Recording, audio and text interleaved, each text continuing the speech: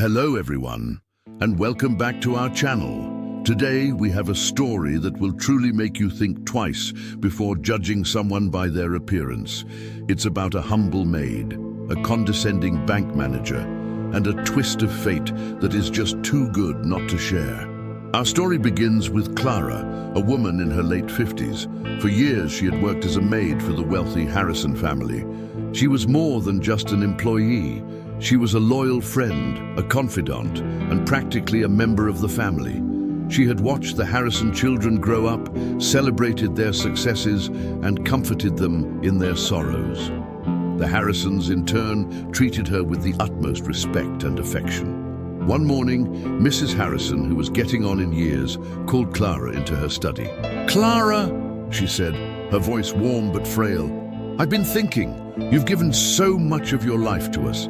I want to give you something in return." She handed Clara a check. When Clara looked at it, her eyes widened in disbelief. It was for an amount so large, it could change her life forever. It was a retirement gift, a token of immense gratitude. Clara was overwhelmed. "Mrs. Harrison, I can't accept this, it's too much," she stammered, tears welling up in her eyes.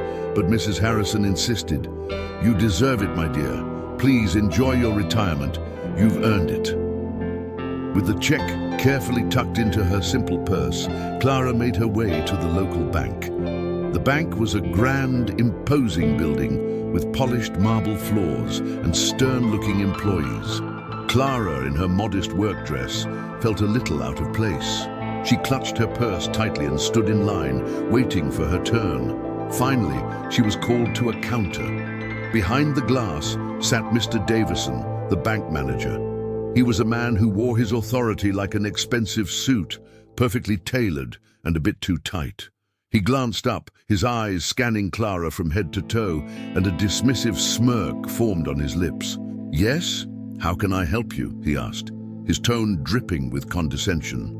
Clara, trying to ignore his judgmental stare, nervously slid the check under the glass. "I'd like to deposit this, please," she said softly. Mr. Davison picked up the check. His eyebrows shot up as he saw the amount. He looked at Clara, then back at the check, a look of suspicion clouding his face. "This is a significant sum," he said slowly. "Where did a person like you get a check like this?" The emphasis on the word "you" stung Clara. "It was a gift," she replied, her voice steady despite the insult. "From my employer." Mr. Davison chuckled, a short, unpleasant sound. "A gift? Right. Maids don't get gifts like this. This has to be a forgery. You probably stole it." His voice grew louder, attracting the attention of other customers and employees. Clara was mortified. "I did not steal it. I've worked for the Harrison family for over 30 years. They are like family to me." "The Harrisons?" Mr. Davison scoffed. "I know the Harrisons. They wouldn't just give this kind of money away to their help." He held the check between his thumb and forefinger as if it was something dirty.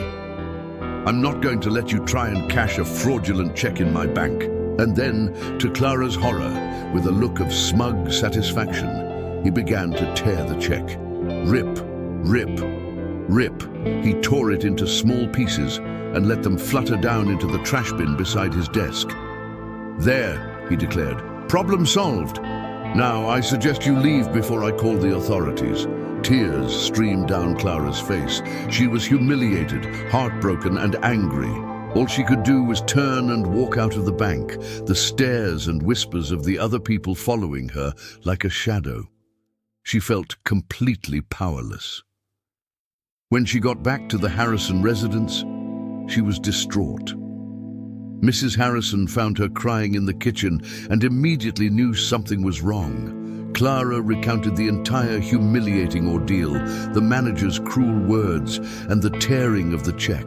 Mrs. Harrison's kind face hardened with a quiet fury. "He did what?" she asked, her voice dangerously calm. "Don't you worry, Clara. This is not over, not by a long shot." The very next morning, Mrs. Harrison made a few phone calls. She was not just a wealthy client of that bank, her family was one of its principal investors. In fact, they were the majority shareholders. They owned the bank. Later that day, Mr. Davison was summoned to an emergency board meeting.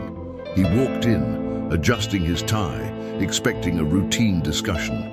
Instead, he found himself facing Mrs. Harrison, sitting at the head of the long, polished table. Her expression was like ice. "Mr. Davison," she began, her voice cutting through the silent room. "I believe you had an encounter with a woman named Clara yesterday. My employee, my friend." Mr. Davison's face went pale. He started to stammer. "Mrs. Harrison, I thought the check was fraudulent.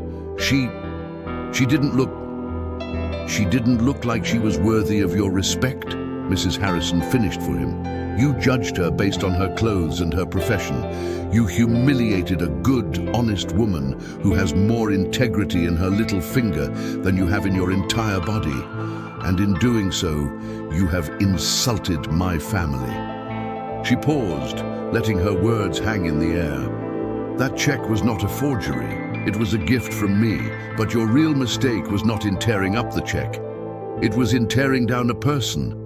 This bank, my bank, will not be represented by someone with such prejudice and arrogance." She looked at the other board members.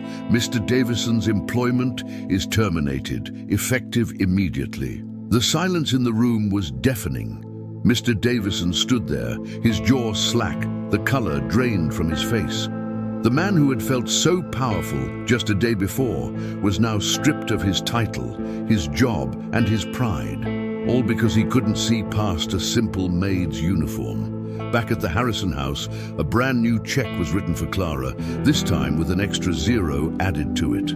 But more valuable than the money was the justice she received. The story serves as a powerful reminder. Wealth and status are not measures of a person's worth. True character is revealed in how we treat others, especially those we perceive as having less than ourselves. Mr. Davison learned that lesson the hard way, and that, my friends, is the story of the bank manager who tore up a check only to tear down his own career. What do you think about this? Let us know in the comments below. Thank you so much for watching. If you enjoyed this story, please give this video a thumbs up, and don't forget to subscribe and hit that notification bell so you never miss another one. We'll see you in the next video.